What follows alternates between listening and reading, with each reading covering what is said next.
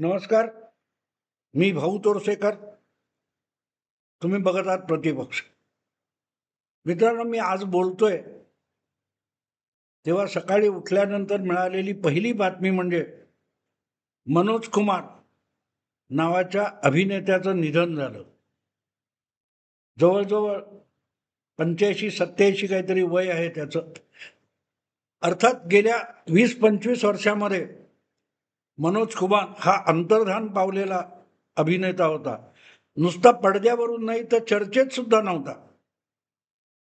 आमच्या कॉलेजच्या काळामध्ये किंवा तरुणपणीच्या काळातले जे कोणी हिरो होते, देवानंद, राज कपूर वगैरे वगैरे, त्यांच्यासमोर हा अगदी तुलनेने नवा होता.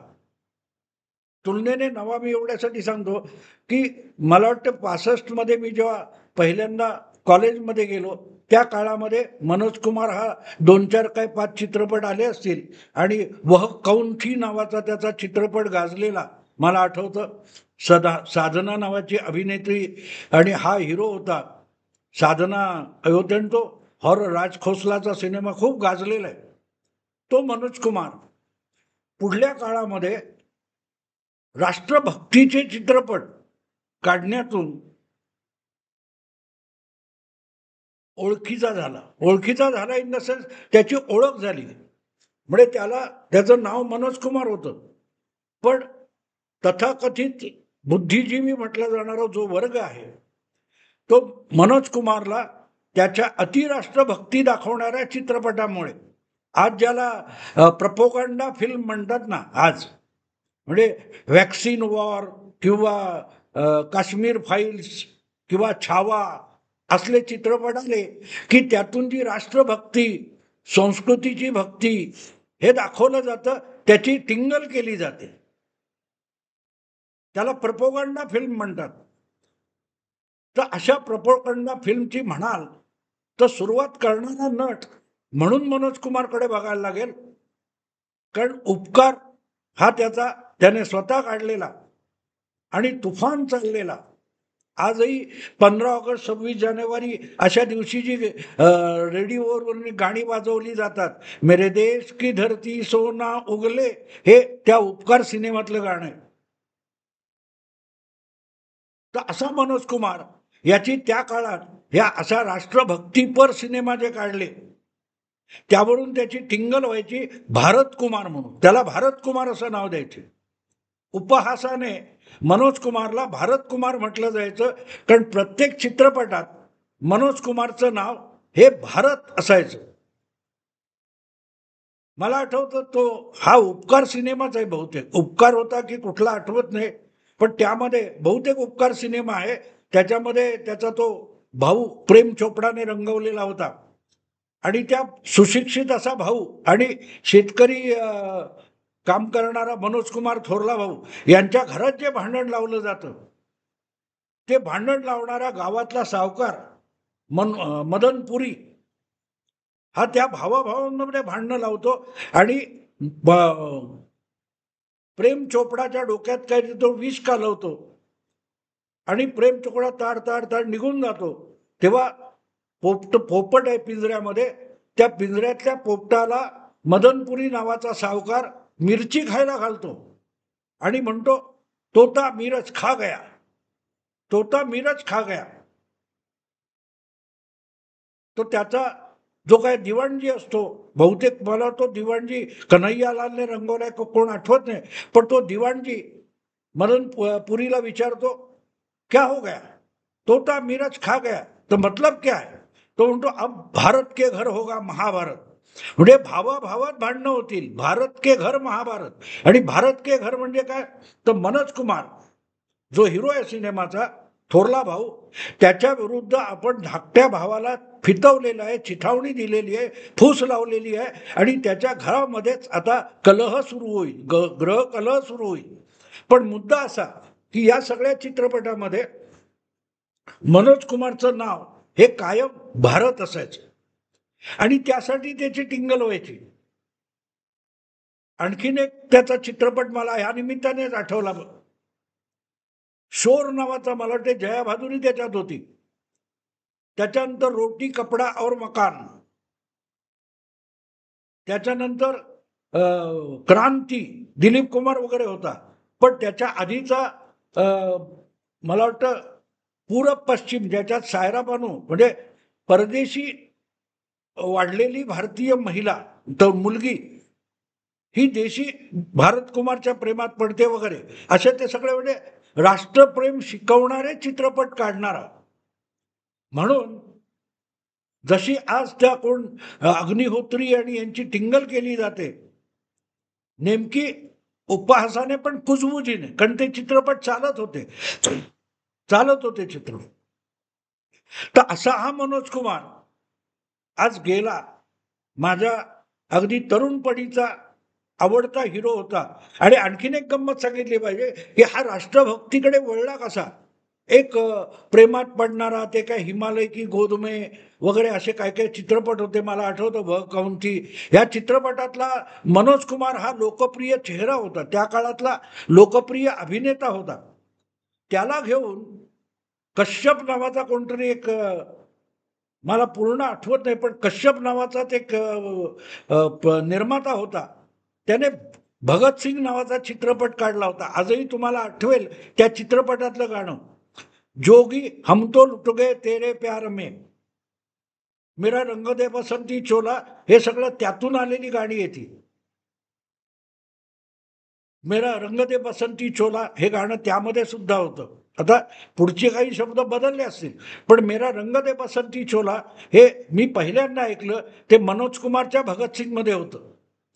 प्राण, प्रेम चोपडा, मनोज कुमार हे त्यात होते. पण मनोज कुमारनी ते जे केलं, भगतसिंगचं पात्र रंगवलं, त्यानंतर अचानक तो ह्या राष्ट्रवादाकडे, राष्ट्रप्रेमाकडे वळला आणि हळूहळू करत त्याने एकापेक्षा एक असे अतिशय पॉप्युलर होतील असे राष्ट्रप्रेम जागवणारे चित्रपट काढले. शोर सारखा चित्रपट फार कौतुकाचा होता मित्रांनो. त्या काळात देखील तो प्रायोगिक चित्रपट होता, कारण मनोज कुमार, त्याचा मुलगा आहे आणि तो बहिरा आहे, त्याला ऐकू येत नाही. त्यामुळे आसपास चाललेला जो गोंगाट असतो, तो गोंगाट आपल्या मुलाला ऐकू येत नाही, म्हणून अस्वस्थ झालेला बाप अशी काहीतरी ती कथा त्याने रंगवली. ती जया भादुरी त्याच्याबरोबर नायिका होती मला वाटते. म्हणजे अत्यंत हेतुपूर्ण असे, पण समाजाची जागृती, समाजाचं प्रबोधन करणारे चित्रपट हे त्यावेळेला हास्यास्पद नव्हते. देशप्रेम, समाजप्रेम, राष्ट्राचा अभिमान, सामाजिक गरजा. आज जे कोणी पोपटपंची करतात, मित्रांनो लक्षात घ्या, मी सांगतोय तो काळ 40-50 वर्ष जुना आहे. मध्यंतरी प्रधानमंत्री नरेंद्र मोदी यांनी आंदोलनजीवी हा शब्द वापरल्यानंतर अनेक डावे खवळलेले होते डावे. आंदोलनजीवी म्हणजे काय? आंदोलन आम्हाला संविधानाने दिलेला अधिकार आहे, संविधानाने आंदोलन करायचा अधिकार दिलाय, सरकारविरुद्ध बोलायचा अधिकार दिलाय. पण आंदोलन याचा अर्थ माध्यमातून टोमणेबाजी करणं, दुसऱ्याला डिवचणं म्हणजे आंदोलन नाही. आज जे गरिबी गरिबी गरिबी बोलतात ते विसरून गेले की 50 वर्षापूर्वी मनोज कुमारने काढलेला चित्रपट जो होता रोटी कपडा और मकान, हा त्या काळातल्या सगळ्या निवडणुकांचा अजेंडा असायचा. काँग्रेस आणि काँग्रेसची सलग 30-40 वर्ष चाललेली सत्ता ही या देशाला इतक्या 4-5 दशकात गरिबीतून बाहेर काढू शकली नाही, म्हणून त्याच्यावरून वारंवार आंदोलनं व्हायची. त्या आंदोलनामध्ये माणसाच्या जगण्यातल्या मूलभूत गरजा, अन्न वस्त्र निवारा, यावर प्रचंड तत्वज्ञान तत्कालीन सगळे डावे पुढारी बोलायचे. बेसिक नीड्स, अन्न वस्त्र निवारा, रोटी कपडा और मकान, यावर अत्यंत लोकप्रिय असा चित्रपट मनोज कुमारने काढला होता. हे सगळं मी एवढ्यासाठी सांगतोय की त्याची तेव्हा टिंगल होत नव्हती, कारण आंदोलन सुद्धा त्या काळातली जी आंदोलनं होती, हा एक स्वतंत्र विषय मांडला पाहिजे. आज आंदोलन म्हणजे कॅमेरा सेवी झाले, कॅमेरा जीवी झाले. मोदींचा शब्द सुद्धा चुकीचा आहे, आंदोलनजीवी नाही. हे लोक आंदोलनजीवी आहेत, पण आंदोलन करणारे आहेत हे कॅमेरा जीवी आहेत, कारण आंदोलन कॅमेरा जीवी झालेली आहेत. जोपर्यंत माध्यमाचे फोटोग्राफर समोर असतात किंवा वेगवेगळ्या चॅनेलचे कॅमेरे समोर असतात, तेवढ्यापुरतं गदारोळ करायचा आणि मग पांगायचं, एवढ्यापुरती आंदोलनं मर्यादित झाली. आणि आंदोलनं ही काल्पनिक झाली, ज्याचा समाज जीवनाशी काडी मात्र संबंध नाहीये. रोटी कपडा मकान याचा अर्थ काय होता? लोकांच्या जगण्यातली, लोकांना राहायला घर नव्हतं, झोपडपट्टी कल्पना आली कुठून? घर परवडत नव्हतं, भाड्याचं घर परवडत नव्हतं, म्हणून लोक कुठे खाडीत जाऊन, कुठेही जंगलात जाऊन घरं बांधायला लागले, झोपड्या बांधायला लागले. त्यातून झोपडपट्टी आली, निवारा. मला आठवते, सणासुदीचा काळ जवळ आला, दिवाळी आली, दसरा आला, गणपती आले. हे कळायचं कसं? तर मृणाल गोरे असतील, जयवंतीबेन मेहता असतील, अहिल्या रांगणेकर असतील, अशा सगळ्या पक्षांच्या महिला रेशनवर साखर जास्त मिळावी, रवा मिळावा, सणासुदीला तेल जास्त मिळावं म्हणून आंदोलन करायच्या महिला. त्यातून कळायचं हा सणासुदीचा काळ जवळ आला. आज कुठे तुम्ही ऐकता? आणि रेशनवरून आठवलं मला, त्या मनोज कुमारच्याच पहिल्या या राष्ट्रवादी चित्रपटाचा ह्या डायलॉग आहे. मला वाटते प्राण हा जो खलनायक होता त्याला एका वेगळ्या भूमिकेत आणण्याचं श्रेय सुद्धा कलाकार, दिग्दर्शक, निर्माता असलेल्या मनोज कुमारला जातं.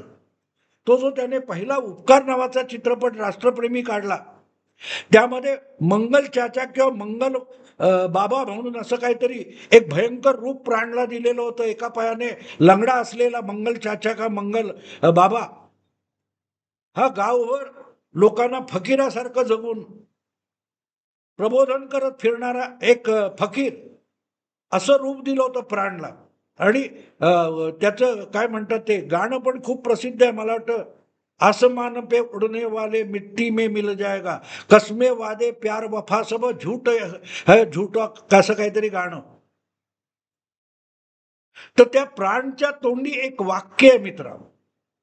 त्या प्राणच्या आज जसं ते काय म्हणतात ते तुमचा सलमान खान किंवा आणखीन कोणाचे कितने आदमी थे हा जसा डायलॉग आहे त्या गब्बर सिंगचा, तसा त्या मंगल चाचाच्या तोंडचा एक डायलॉग होता. तो पुढच्या काळात दीर्घकाळ एक रिपीटेड वापरलं गेलं.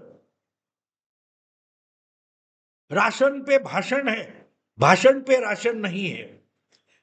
काँग्रेसचं सरकार, काँग्रेसची राजवट ही कशी पोपटपंची होती. गरिबांसाठी ओरडलं जायचं, बोललं जायचं, पण लोकांच्या तोंडी दोन घास घालण्याची व्यवस्था तत्कालीन काँग्रेस सरकारने, पक्षाने केली नाही. याचं एक गाजलेला डायलॉग हा प्राणच्या तोंडी आहे. मला आठवतं की देश में राशन पे भाषण है.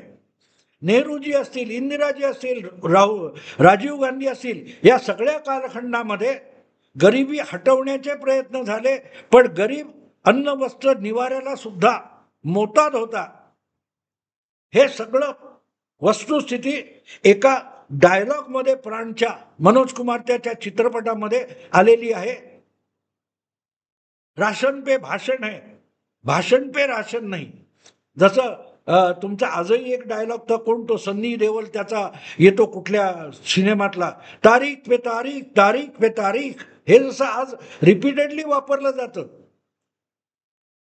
तर आज राशन पे भाषण आहे, भाषण पे राशन नाही, हा त्या काळात गाजलेला डायलॉग जो पुढल्या काळात सातत्याने अनेक ठिकाणी अनेकदा वापरला गेला, तो आज विस्मृतीत गेलेला आहे. तेव्हा मोदींनी केलं काय? 10 वर्षात केलं काय? करोडो लोकांना घरं मिळाली, शौचालय मिळाले, राशन मिळाले. मोदी नुसतं भाषण करत नाहीत.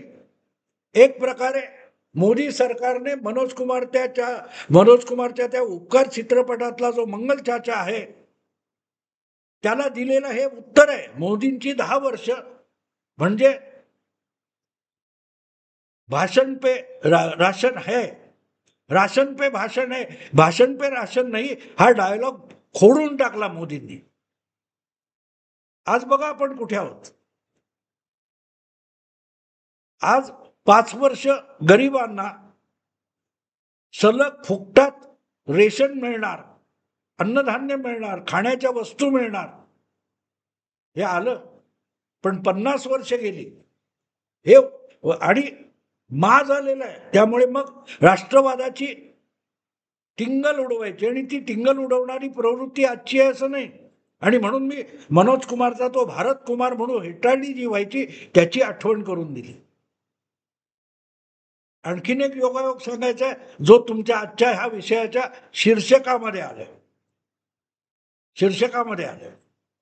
मनोज कुमार हे त्याचं पडद्यावरचं नाव होतं, पण मनोज कुमारचं खरं नाव काहीतरी हरिकिशन किंवा असं काहीतरी, हरिकिशन असं आहे मला वाटतं, हरिकिशन गोस्वामी. हा सुद्धा, याचं कुटुंब सुद्धा, मनोज कुमारचा जन्म हा पाकिस्तानात झालेला आहे.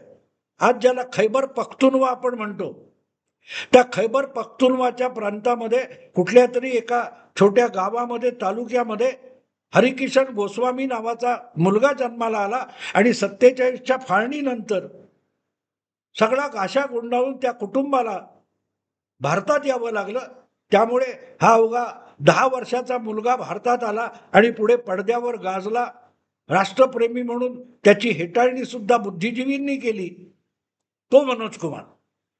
आणि त्याचं आडनाव सुद्धा गोस्वामी आहे.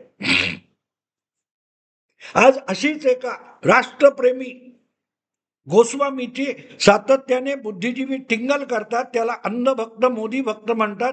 त्याचं नाव आहे अर्णब गोस्वामी. तो अर्णब गोस्वामी हा आसामचा आहे, ईशान्येकडचा आहे. आणि हा हरिकिशन गोस्वामी उर्फ मनोज कुमार हा काय म्हणतात त्या वायव्येकडचा आहे. उत्तर पश्चिम आणि उत्तर पूर्व अशा 2 ठिकाणाहून आलेले गोस्वामी यांची भारतातल्या बुद्धिजीवींनी टिंगल केली, टवाळी केली. कारण तो रोटी कपडा मकान बनवत होता, मेरे देश की धरती सोना उगले म्हणत होता, त्याची टिंगल झाली. आज हा राष्ट्र सर्वोपरी, नेशन फर्स्ट असं म्हणतो, म्हणून अर्णब गोस्वामीची टिंगल करायची, अंधभक्त म्हणायचं. योगायोग आहे, दोघांचंही आडनाव हे गोस्वामी आहे, घराण्याचं नाव गोस्वामी आहे. आता त्याच्यात गो म्हणजे गाय आलीच. योगायोग कसे असतात बघा विचित्र मित्रांनो. 50 वर्षापूर्वी एक गोस्वामी राष्ट्रभक्तीचे, राष्ट्रप्रेमाच्या कथा सांगून भारतीय जनतेचं प्रबोधन करत होता.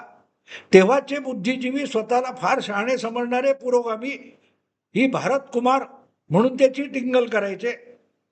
आज अर्णब गोस्वामीची राष्ट्र सर्वोपरी म्हटल्यानंतर टिंगल केली जाते. तर ही प्रवृत्ती सदा सर्व काळ सगळ्या समाजामध्ये आणि सर्व पिढ्यांमध्ये असते.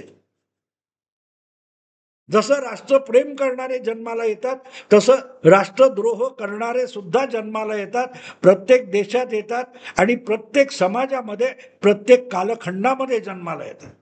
फरक एवढाच असतो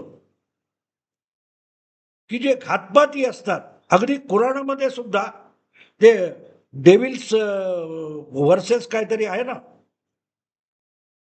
सैतानाने सुद्धा पैगंबराच्या तोंडून काही सैतानी आयता वधवून घेतल्या असा उल्लेख आहे. सैतान सुद्धा फरिश्ता बनून येतो.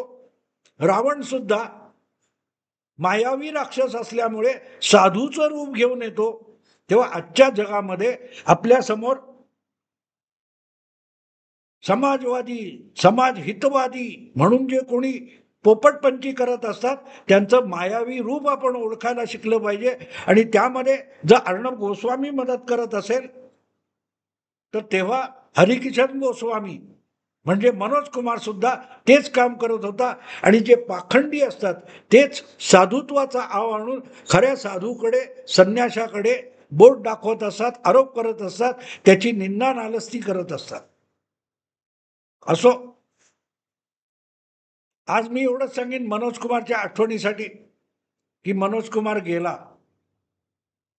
पण एक गोस्वामी गेला तर या समाजाकडे दुसरा गोस्वामी आहे. तो वेगळ्या क्षेत्रातला आहे, पण काम तेच करतोय आणि हे काम चालत राहणार. नखं वाढतात, केस वाढतात, ते उपटून टाकता येत नाहीत, ते कापून त्यांना आकारात ठेवावं लागतं. तसं देशद्रोही प्रवृत्ती, समाजघातकी प्रवृत्ती ही सदा सर्व काळ सर्व समाजामध्ये असते. जितकं त्यांना आकारात कापलं जाईल, योग्य आकारात ठेवलं जाईल, मर्यादेत ठेवलं जाईल, तितका तो समाज अधिक काळ टिकतो, ती संस्कृती अधिक काळ टिकते. एवढं लक्षात घेतलं तरी भारताचं भविष्य उज्ज्वल असेल. 2 गोस्वामींचे प्रयास वाया जाणार नाहीत. एवढं बोलून थांबतो. आवडलं लाईक करा, शेअर करा आणि प्रतिपक्षाला सबस्क्राईब करा. नमस्कार.